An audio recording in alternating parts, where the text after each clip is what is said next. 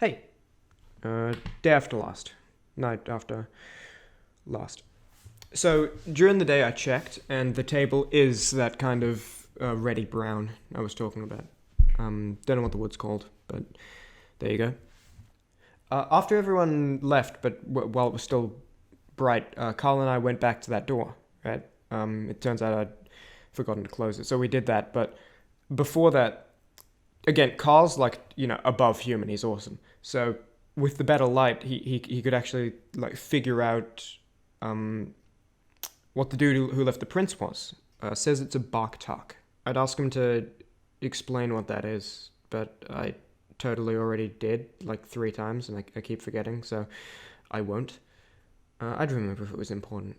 And he says it's waiting for something or something. So it's not like it's an issue right now. Nothing's gonna happen.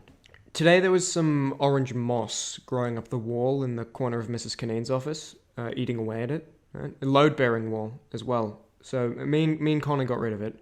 I think all of it. But now I've got myself all worried about the black nectar again from the Mrs. Kinneen story. And parts of the ceilings have cracks going across them as well now in the plaster. Assessing the damage is the only time I've ever seen Carl actually like enraged, like proper. Sorry if I sound a bit dull. I don't feel much like talking about anything tonight because I got a lot on my mind right now. Also got nothing to do there, and I'm sure I'd regret not talking about things as they come to mind later on if I didn't. Shorter one this time, though, because I'm not really feeling all that up to it. So, hang on, let me think. Oh, well, it was... Okay, so a while ago, sometime after the hair and the fountain, but before the candles, there was a dude named Pete. His name was Pete Stubb, a German dude. He was one of the law graduates that starting out practice with the group of mates. He was young like the rest of them. Had a kind of a monobrow going on. The join wasn't the same thickness as the actual eyebrows, which is how I always thought monobrows were. It wasn't like a solid line. It just looked like he hadn't plucked the middle bit for probably ever. Pete was a real happy guy. Walked with a real swing in his arms and legs. Seeing him come through the door made your mood better, Well, he was the kind of guy that you felt free to talk to. And some point between the stuff, like I said, I got to telling him, just how like completely bored I am one day. We were chatting.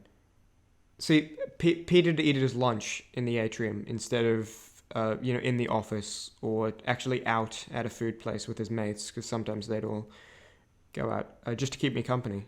Real good guy. Knew tons about Germany's, history. Told me tons of stories about it. Way more interesting to listen to than it sounds, at least when he was the one telling it. But, okay, to be fair, to give, as good as he was to me, and he was great to me, the dude never really even, looked at Carl. Never talked to him either. But Carl's shy, so it's not like he was starting any conversations that Pete was, ignoring or anything. But, as good as a guy Pete was, you'd expect him to be... You'd expect him to be the guy that makes the effort, So I reckon Carl must have got on his bad side while doing whatever he does around here. And I just didn't see it, something like that. Pete told me, he told me 16th century German horror stories, which was super cool. And he told me he had a lot of stories from his great grandfather, who was a Nazi commando towards the end of World War II. Pete wasn't a fan of the guy, but the stories were nice. Because what his team did was they went behind advancing enemy lines as they were advancing through Germany, and did all sorts of stuff. A bunch of fun stories. Glad his side lost, but the stories are still interesting. Pete never met his great-granddad, but, the stories were passed down his family. I mean, I'm also sure that a lot of the stories, weren't true, but dead fun to listen to, so whatever. Pete was great to have around. It made the daylight hours here a little less just awful, though to be honest, back then I wasn't as deathly bored as I am now. I hadn't run out of things to do yet. But Pete actually actively made my list of things to spend time on longer. So, that was really nice. So one day, as all the graduate gangs heading out, work's done, one of the other dudes runs to Pete, puts a hand on his shoulder and asks him to hang back a couple of hours to help him out with some essay. Pete got all agitated and said that he couldn't, and then when the guy pressed harder and pleaded, Pete basically launched the guy's hand off of his shoulder and just about shouted, "No!" This was right in front of my desk, pretty much. It was the first time I'd seen, the first time I'd seen Pete be anything but the nicest guy in the world. I mean, I'd be right there with him if I was leaving this place and someone asked me to wait a few, but he'd normally go about it way differently, less. Anyway, I'd worked here long enough. Pete was obviously hiding something, and when you're hiding something inside this building, it means a lot more than if you're hiding something outside this building. Well, Pete's mate backed off, sharing my surprise, but probably not my dread, and, kind of timidly went in to ask one of the other dudes for help with the essay. Next day, Pete came back, still a bit down, but after he had his lunch break, which he did leave the building for this time, I tried not to take that personally, he was back to being smiley as ever, and, just as happy. Maybe it was just me being on edge, or maybe it was me being on edge that let me see it, but it definitely seemed just about entirely faked. Well, nothing came up for a long time after. Another season after, 3 months after. Started to think, maybe I just imagined it, right? Because every day after that one, his smile was back to being completely real. At least as far as I can tell, completely real smile. And the day after that, he apologized to the friend and offered to help her that night, but she declined. This time, she said she didn't need the help anymore. But the way Pete relayed all of this to me while he was eating lunch, he was clearly thinking that she was still all apprehensive around him, which I probably would agree with. But regrettably, it did come up again during the... Oh, shit. Carl, have I told them about the... fuck is them? This tape's just for me, or I guess my kids too. Have I recorded myself talking about it? Okay, thanks. So I've not mentioned the giants yet. I'll talk about them later if I remember, but again, I don't feel like talking much today. And it's more important that I talk about Pete because he was actually a really good friend, and I haven't really gone through it since it happened. So I'm gonna keep doing that. What you need to know is our building was attacked by a bunch of giants for days. Everyone but Kaneen, Carl, Connor, and me forgot about it through, means. Holy shit, they all have C names. Well, Daniela doesn't, but she does if we use her we do use her last name, so I feel left out now. 2 days and 2 nights. That's how long the giants attacked the building is. 2 days and 2 very unlucky nights. I don't know if I got the maths right, but I wanted to know, so I looked into it. Nothing to do, like I say. The odds of either one of those nights being a full moon is about 3.4%. Slightly less than taking a full set of clubs, a full set of hearts, shuffling them, guessing one, and drawing it off the top.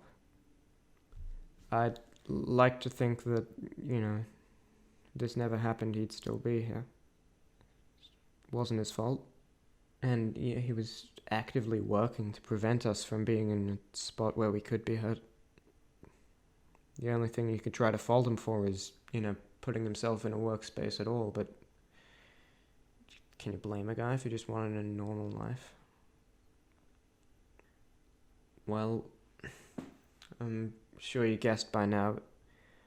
Seriously, what the fuck? I already know this. I'm not going to forget Peter. I don't need to guess anything when I listen to this back. Peter was a werewolf, as I know. Not the TV sort. He didn't turn into any sort of wolf man. He just turned into a regular wolf with a lot more aggressive problems to work out. Well, regular wolf, but he was missing a tail. Or no. He had a tail, but he only had 3 legs. No, hang on. I don't know. But physically, just about a normal wolf, and mentally, not Pete. He knew it would happen, of course. Poor guy must have spent his life checking and triple checking the moon calendars. So he locked himself in the bathroom and told us not to come in until the daytime. By this point, the giants weren't trying to destroy the building anymore, which calmed Carl down, but they still weren't letting anybody out until... whatever. Anyway, the inevitable happened. While I was still on the roof and away from Pete.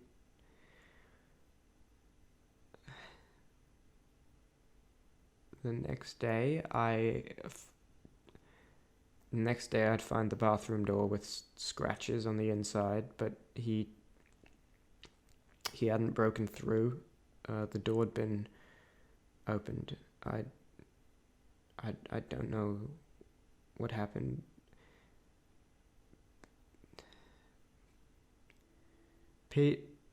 Not Pete, the wolf came out of the bathroom and jumped for the huddled up group of workers in the atrium, and he nearly killed Canine. Did kill one of the lawyers. Connor copped a big bite in his thigh before he put a few shots in the wolf's head. I wasn't there to stop him, but I don't think he would have listened to me anyway. Connor hadn't invested in silver bullets yet, so most of the shots didn't do anything, but one got Pete, the wolf. One hit Pete's eye. There was a lot of blood when it got back down. Before he died, Peter turned back into Pete. He was weak, but the bullet wound didn't seem to carry over. He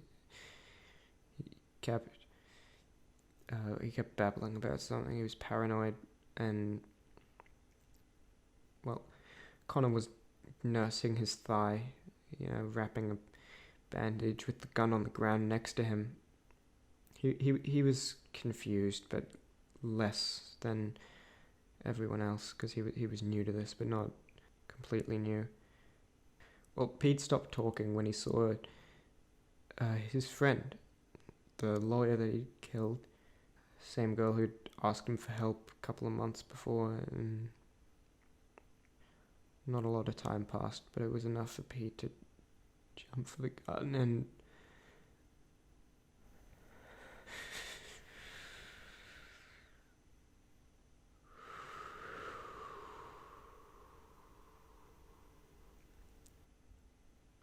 When the giants left and all the workers forgot about those 2 days, they forgot about Peter and the girl as well. I don't know if that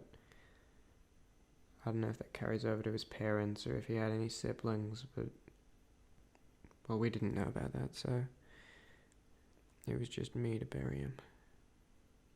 I like to think that it was about guilt. You know, that this was just the last straw, that he was lost in the moment of thinking, God, I've done it again.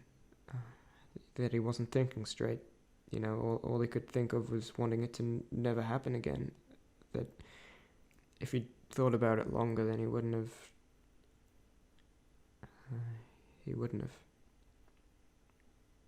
I don't know. But I think about it so that, you know, I don't have to think that I wasn't, you know, good enough to keep him here, you know.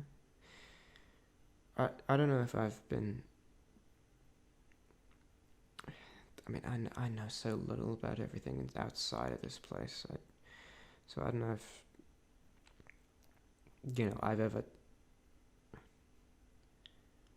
I'm not really sure what things are supposed to feel like, but maybe...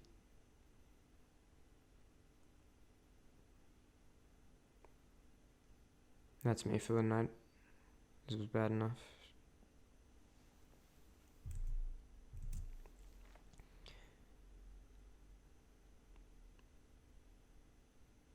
I don't know, but I think about it so that, you know, I don't have to think that I wasn't good enough to keep him here, you know. I don't know if I know so little about everything outside this building, so I don't know if, you know, I'm not really sure what things are supposed to feel like, but maybe...